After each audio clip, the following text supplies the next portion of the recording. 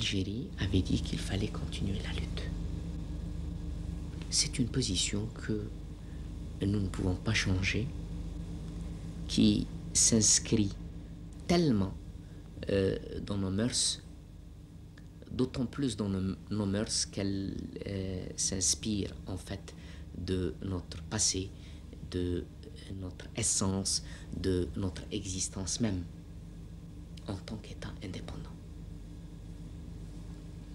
Quand il y a un vainqueur et un vaincu, il y a toujours des conditions. Les conditions du vainqueur. Comment voulez-vous créer une situation favorable si vous vous présentez avec un drapeau blanc? Même si vous voulez examiner le problème des conditions du vainqueur, d'une manière ou d'une autre.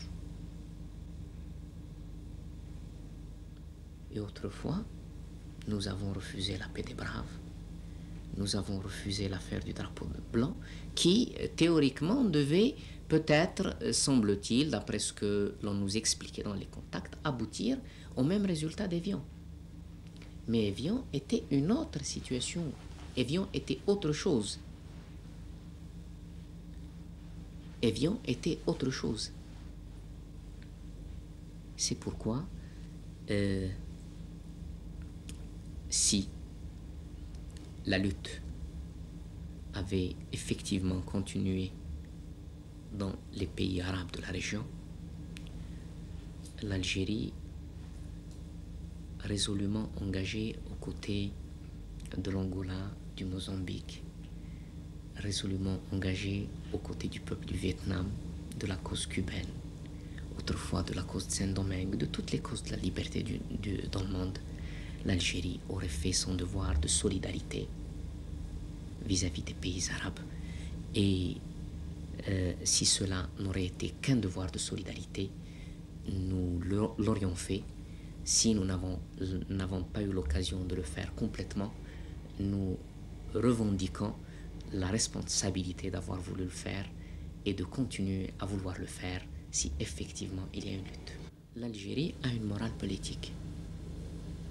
Cette morale politique passe par le fait que nous ne pouvons pas cautionner l'agression sous quelque forme que ce soit.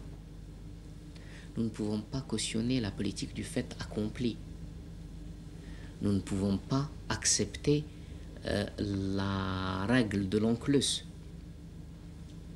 l'occupation par la force d'un territoire donné qui puisse vous permettre ultérieurement de vous prévaloir de je ne sais quel droit parce que vous l'avez occupé par la force. Le troisième aspect que je voudrais mettre en relief, c'est que l'affaire du Moyen-Orient est absolument inséparable de ce qui se passe en Extrême-Orient. Dans le monde, il y a des forces progressistes, il y a des forces impérialistes. Les forces progressistes sont évaluées, sont connues,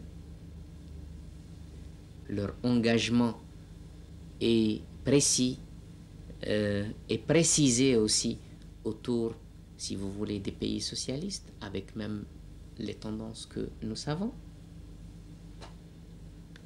Les forces impérialistes sont connues aussi, et leurs instruments sont connus.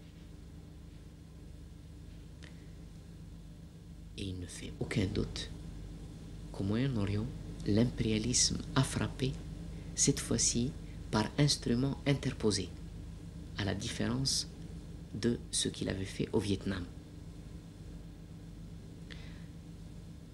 Si nous ajoutons cet élément aux autres éléments africains, peut-être même qui sont passés en Asie ou en Europe, d'autres, nous sommes obligés d'aboutir à la conclusion qu'il y a un plan impérialiste qui est mis en application. Je pose tout simplement la question, à quel tour et comment ?